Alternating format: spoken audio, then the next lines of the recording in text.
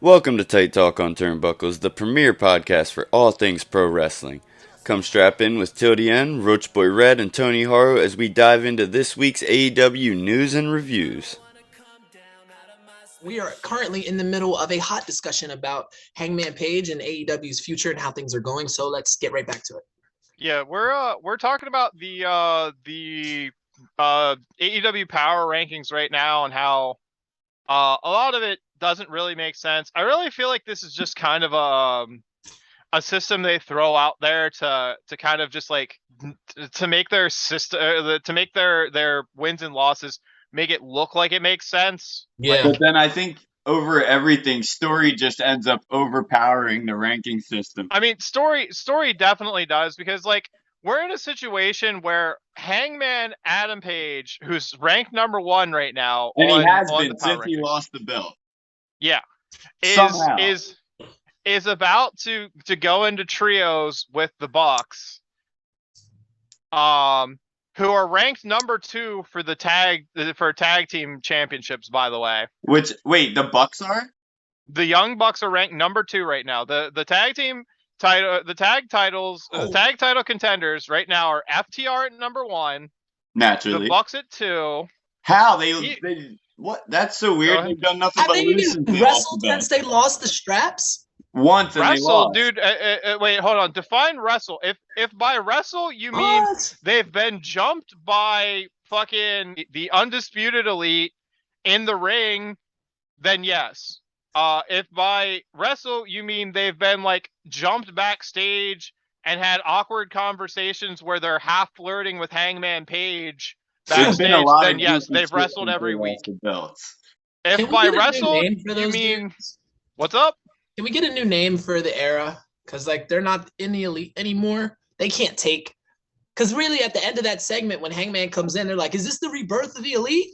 So like, Yeah, I know. I don't know. They just, AEW loves their factions. They just needed a new one once Team Taz was gone. I mean, I think they're going back to the Hung Bucks or something.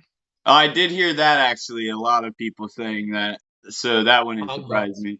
Which, I mean, well, it's even funny. with Kenny coming back, though, they'll all be on the same page. They'll probably go back to the elite tag name just Get without it? Cody. The same Marty. page? Yeah. I miss Marty Skrull. I wish some of the stuff that he was accused of hadn't happened too, because I still listen to his entrance theme on Spotify. He's so decent, man, as a hand. Hell, if we're going to Anyway. name He Who Will Not Be Named, I still listen to Chris Benoit's entrance theme like once a week, if not more. Anyway, number three in this tag team title contenders. Now I'm gonna wait for this pop, because you guys are gonna, BZ especially is gonna fly into a fucking frenzy when I fucking announce this team. Curious. My boys, number 10 and Evil Uno of the Dark Order. Let's really talk about it. Okay. Bro, I don't know. It's a little ridiculous. And I love me some Dark Order, but it's a little ridiculous. It's a little all right. As much as I like throw the claw up here, even I can't justify this. Like we were talking about before we pushed record, 90% of their wins are on Dark and Elevation. I can't remember okay, that's not true. Like, I think about like 3 weeks or so ago, maybe a month ago, they had a match on Rampage, maybe Dynamite. Saying like these rankings are beyond pathetic is like an understatement. I know like Tony Khan wants people to watch Dark, to watch Elevation, to want these to matter, but like, But they don't. Red's right. Like it's just pure and simple. They don't. Sunday night heat ass shows. Literally. Like, nobody's watching. Like, nobody's watching these YouTube ass shows being like, this is the wrestling that matters to me. Granted, let's be real though. Dark and Dark Elevation, honestly, a lot of the times when I do watch them, I'm more enthralled than when I've been watching Rampage lately. I mean, they're good. They're good shows. They have the right commentators. Like, they have the crew and cast, but like the problem is like the audience draw into it is just not there. Like you just don't have this. Like I just don't have the same interaction when like you load something directly to YouTube. Yeah. I just don't have the same enthrallment that I do when I'm sitting here tuning into TBS, when I'm sitting here tuning into TNT, or when I'm sitting here tuning into USA or Fox. That's a That I fact. do when I'm like when something's uploaded to YouTube. You know, it's just not the same level of enthrallment, the same level of engagement. Like it's just not there. And then we have the team that should be probably the team that definitely should just be number 2, the boys. I think my boys should be right behind them. Honestly, the ass boys. Well, you're not going to be happy about number 5 then, because number 5 is Daddy Magic. Oh yeah, Matt Menard. What? They don't even Angelo Part and Cool Hands Angelo And Part. they've lost every match I've seen from them. What does Yeah. they don't even wrestle? I don't, dude. I don't know. I don't make. You gotta understand. I don't make these rankings. If I made these rankings, FTR would be number 1. The Acclaim would be number 2. Why is that not? That should logically be what it is. Like, the Acclaim have done nothing but win in 2022. They've lost maybe 3 matches, and one of them was a 1v1 versus fucking CM Punk with Max. The number 1 contendership right now should be between, and it could be like the final match between them, the Acclaimed and the fucking Ass Boys. Yeah. Okay. Anyway, a good match, like if give us a gimmick, but like a straight gimmick, like a fucking 2 out of 3 falls type shit, last man standing, submission match, not like a tables match or a dumpster match was very Attitude Era. I feel like a lot of AEW is going that route. We can talk about that at another time. But well, they were just paying fucking tribute to fucking Daddy Ass. Yeah, and but like even besides that match, like a lot of this just feels very attitude-y right now. And I'm not saying that's a bad thing, but that's besides the point. I do think out of the tag teams, FTR is obviously at the top. They fucking just don't lose. Yeah. But second shouldn't just be, in your opinion, logically, the Acclaimed have literally won 90% of their matches in 2022. Yeah. No one else on the roster, including Death Triangle, Dark Order, House of Black, as dominant as House of Black has been, they do not have the win record the Acclaimed has. How well, the other thing is, the only tag team right now that's more over than the Acclaimed is FTR. That's you can't at me about that. Like, I'm not gonna sit here and debate that. Like, there's no tag team more over right now in AEW other than FTR. Like, FTR is the only tag team I will take a debate on. And that's more over right now than fucking the Acclaimed. The Acclaimed, especially with this feud, reaching a boiling point with the Ass Boys. It's been some of the most fun on TV in weeks. I mean, they're all over Twitter posting and enjoying themselves. Like, this is Bowens like is all over fucking all forms of social media doing stuff and actually like getting over on a personal level with these fans. Like, these guys, it's huge. I mean, you know, it's crazy because shit, look back to any previous episode of Tight Talk on Turnbuckles. I cannot stand the Acclaimed. I really genuinely did not like these guys when I started. First off, Anthony Bowens getting injured was a blessing in disguise. It gave Max Caster time to shine and made me appreciate him as a singles competitor. And then Bowens being injured put him on screen on social media a lot more, which helped me connect with him more because he's like a toy guy and shit like me. Yeah. And I definitely, over the months, I've definitely grown accustomed to the Acclaimed. They're not just like a fun, like good-hearted team. They are a fucking good team, man. They work well together. They get their wins. They have good storylines, matches. Max's raps at the start of their entrance is one of the most over things in AEW outside of fucking Judas. Like, I literally think Judas might be the only thing that's more popular than that. I would have to agree. The male contenders in this division are just like all over the place. We have Hangman Page at number 1. We have Jay Lethal, which I'm fine with these two. Then we have Powerhouse Hobbs, which is just a weird a weird spot here. Like this is where like you've been saying, Red, on and off camera, with the like all the like contenders being mushed together for all the belts. Like I agree, this muddies the water. Like Jay Lethal going after Wardlow, which I guess we can talk a little bit freely. We don't have to run a match card or anything, but on fucking Dynamite, Wardlow comes out to save Orange Cassidy after fucking he gets the extra post match beatdown and shit. And now we find out that on Saturday at Battle of the Belts, Wardlow is going up against Jay Lethal for the TNT title. At that point, if Jay Lethal is number 2 contender for all belts in AEW, the only reason this man would not be challenging for the AEW title is 1, because Punk is injured, and 2, he knows Jon Moxley will beat the fucking brakes off him. I mean, I'm just real confused. Like you say, this really just muddies the water for me. It creates an imbalanced system because some people might be on the path and like number 1 contendership for one of the belts, but there's no way that they're trying to tell me that the same people are qualifying for the FTW title that are qualifying to go up against the wrestler CM fucking Punk. That is ridiculous. Like, those rankings don't make sense. We have Jericho at number 4 and Daniel Garcia at number 5, and Jericho's getting his title shot against Mox. And if Daniel Garcia's in that spot, then why the fuck did Wheeler Yuta have a shot against Jericho for that spot? I don't know. Stuff like this isn't making sense. I know AEW is like a growing, evolving brand, but this type of shit like is not I said, the way to evolve it. This is why I don't even like these power rankings, and I'm gonna do a fast rundown of the women's, because I want to talk about this, because I have an update for Battle of the Belts 3, and I need to do a quick rundown. So the contenders for the women's title are: number 1 is Toni Storm, the women's titles. Naturally. Toni Storm. Number 2 is Chris Statlander. Number 3 is Britt Baker, DMD.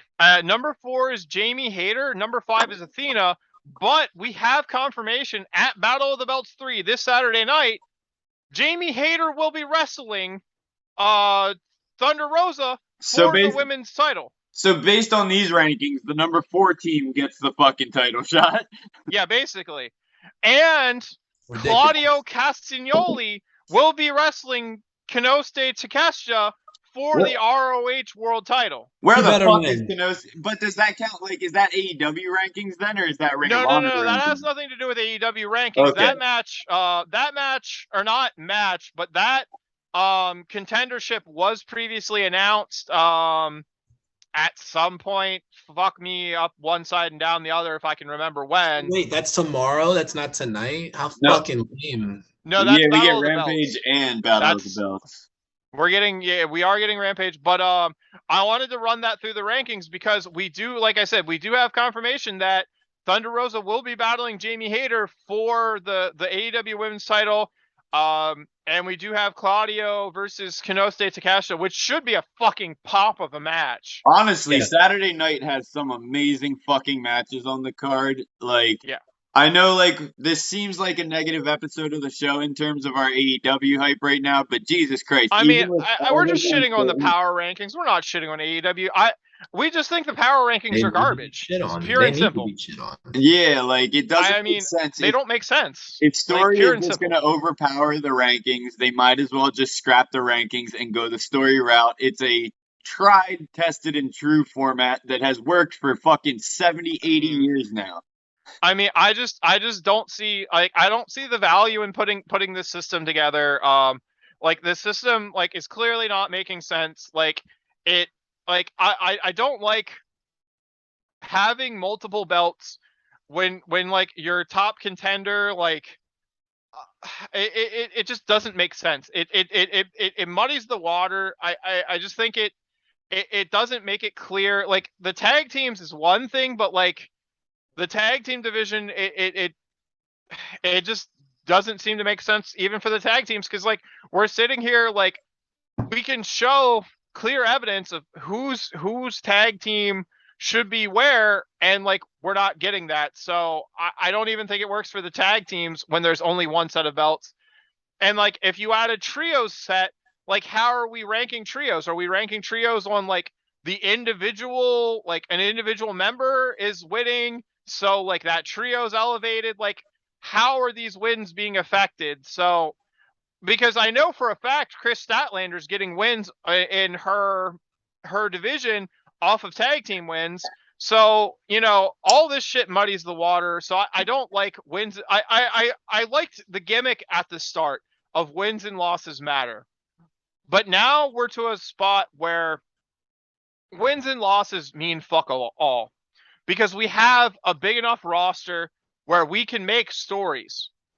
Yeah. Back when we had a young roster full of hungry talent, wins and losses couldn't matter, or well, mattered more. But now we have a big roster. We have talent. We have lots of fucking talent. We have talent that's developing like fucking crazy. We have guys like Ricky Starks who come out after a Hobbs squash match to a fucking pop and a half. Ricky Starks, all he did was run out to the ring and fucking square up with Hobbs, and he got a fucking pop like he was coming out to fucking cash in Money in the Bank.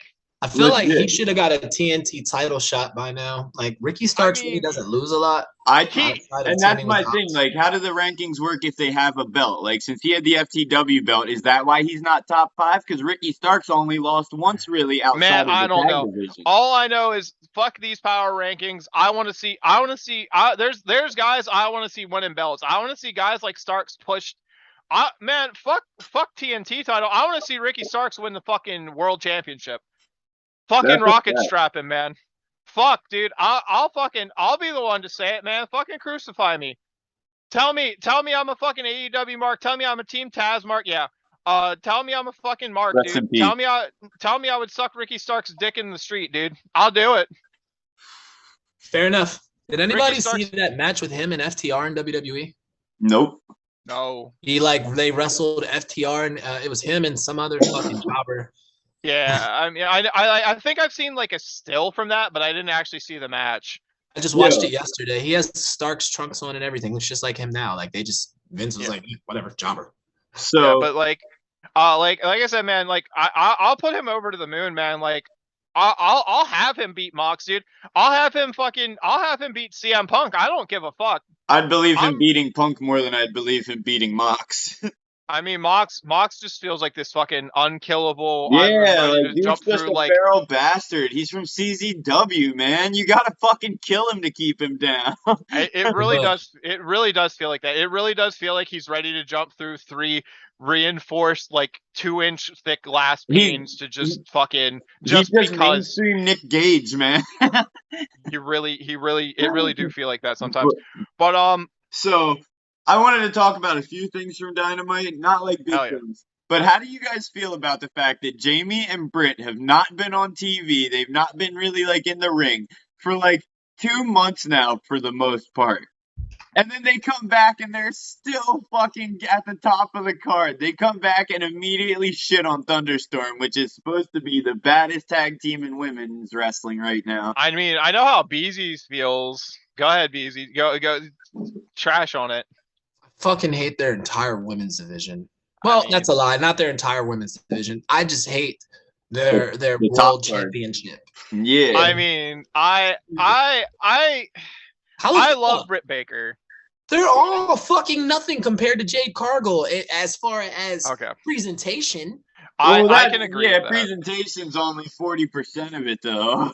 This is like when Goldberg was like Jamie alone would fucking run circles around Jade in the ring. Well, yeah, but see, that's the thing, though. We have tons of that in AEW, guys like. But also think about like Britt's also great on the mic. Like Jade's great on the mic, but she's green as shit in the ring. Britt's great all around. She's honestly the best female talent in AEW. Like, whoa. Wait, did you say Jade's the best female talent in AEW? No, Britt Baker. Oh, Britt Baker. Ooh. She's the best. Yes, because Serena Deeb has no on-screen presence. She has no voice. Her promos are always uncomfortable, Man, awkward, and I don't I like can't them. say she's That's fair. Serena Deeb's the best in-ring worker, but Yes, that I will like Red say. She said, can man, out-grapple anyone. I can't let Serena Deeb cut a promo. I'm afraid Serena Deeb's gonna cut herself anytime It she cuts makes a me promo. fucking like uneasy hearing her fucking speak. Kiera Hogan just hasn't been given the platform yet. Kiera Hogan's been buried to be a fucking baddie. That's what I mean. Like, if they gave her the shot, she'd be the best, bro. I can't even put her in the contendership because she's been buried so fucking hard.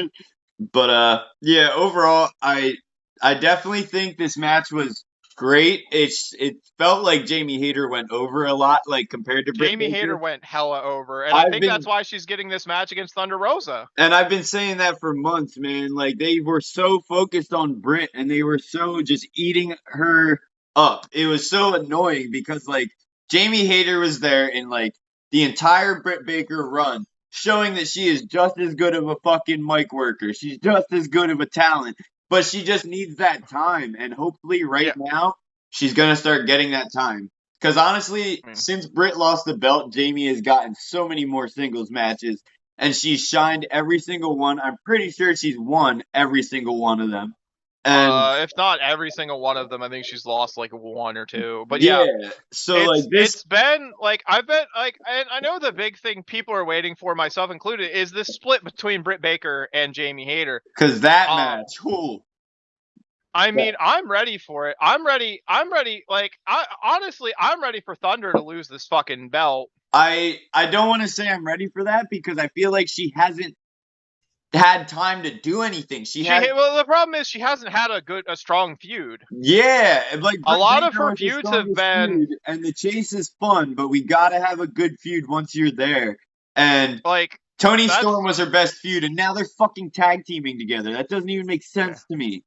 Just because it doesn't make sense in general. But like the big problem. The big problem, like you said, is, and I think this was Gresham's problem and why he crybabied out, is because he didn't get a really good feud with his ROH world title, and I can agree before he lost it. I'm honestly worried about that being the case with Mox. I'm gonna be real with you. John Gresham was already feuding with his height. So he didn't need any other issues. Let's be honest. I mean, regardless of that statement, Mox is going to get a feud here with Jericho. I hope it's not a one and done. I don't think it's going to be a one and done. I think they're going to have a fucking. They're going to have a fucking war, because every time I see fucking Mox, he just goes. He doesn't look like he like. I want to talk about this Mox promo he had before the match between Yuta and fucking Jericho, where my man's like, I don't care who wins, and this isn't just a fucking greeting card, fucking I don't care. This is just, I don't fucking wrestle people, I fucking go in to hurt people. Because this felt like a fucking old school Jon Moxley promo. This reminded me of the I'm just a fucking sick guy promo. And if you had been holding a fork and Jake Unger had been in the fucking background bleeding, and he'd been licking blood off the fucking fork, and he had been lifting fucking camera people up or interviewers up, I'd have been like, oh yeah, right, this is a Jon Moxley promo. But this felt like that Jon Moxley promo, because I'm just like, this is the type of Jon Moxley promo where I'm like, I sometimes am like, is this a character, or is this guy like escaped from a mental hospital? That's a fact. And it's promos like this that remind me that this guy is a heel. Like, my man goes in and he's like, bro, I'm part of Blackpool Combat Club with Wheeler Yuta, but I don't care who I get in the ring with. Once I'm in the ring, I don't have no respect for you, and I want to hurt you. I want to kill you. I know you guys always try to say that there's no way Mox and the Blackpool Combat Club are heels, but they always consider themselves heels. William Regal tries to tell us that week after week, and I mean, the things they do in the ring are very heel-like, so I feel like this promo was just another one of those things that drives that point in. Man, every Mox promo's cut like a heel promo. I don't think Mox knows how to cut a face promo. That's a fact. Like, Mox could kiss a baby, right? Mox could have Renee and his child there, and I think it would still come off like a fucking heel promo. Because like the guy's a natural born heel. I couldn't imagine him like wrestling like a face, honestly. Like we've watched him as Dean Ambrose, and even as a member of the Shield, when we cheered him, like it still felt like this guy still just wanted the violence, man. Yeah. Like my man, I've never seen a promo cut by Dean Ambrose or John Moxley that I felt was like a true like face promo.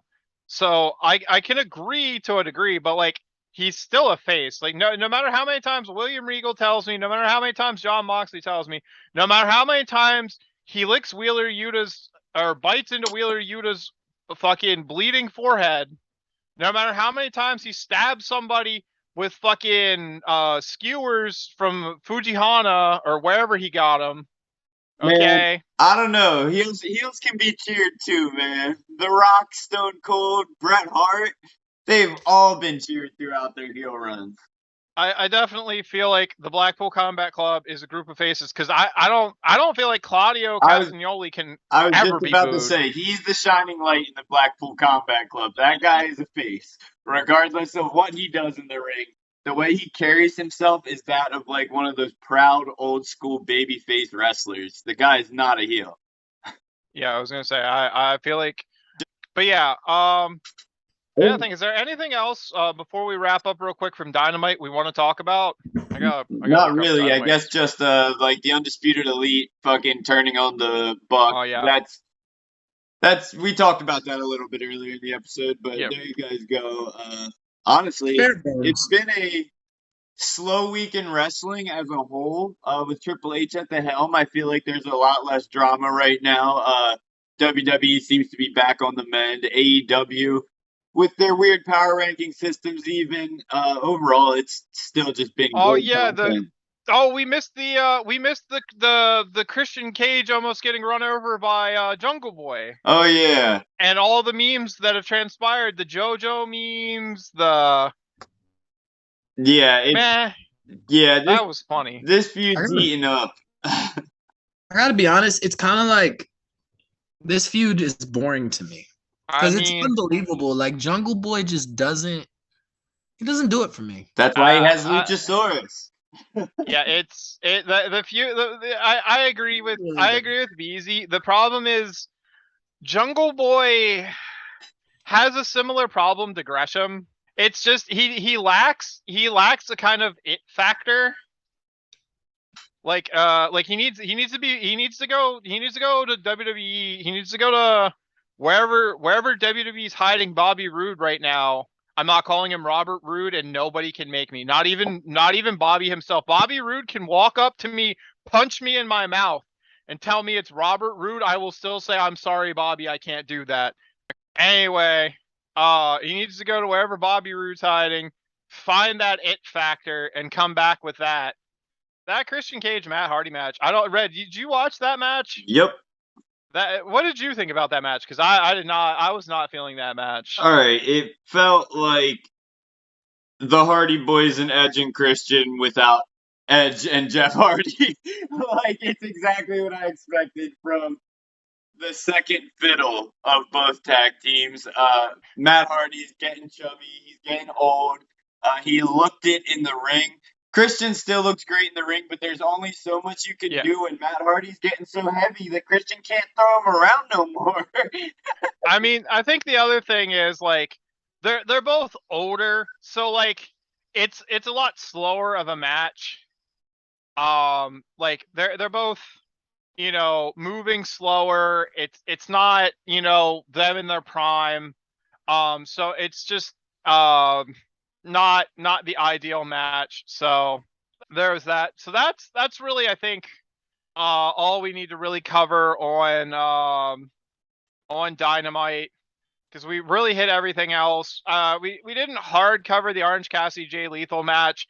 It was an overall good match. Orange Cassidy really again showing off that he can go, which we've been liking. Jay Lethal, is Jay Lethal. He really hasn't lost a step. I kind of, I wouldn't say shit on him, but I kind of downplayed how well he or kind of downplayed him during the Ric Flair match. But again, I said that was more of a tribute to Ric Flair than a pop for Jay Lethal. That's a but fact. Again, Jay Lethal showing that he's still Jay Lethal.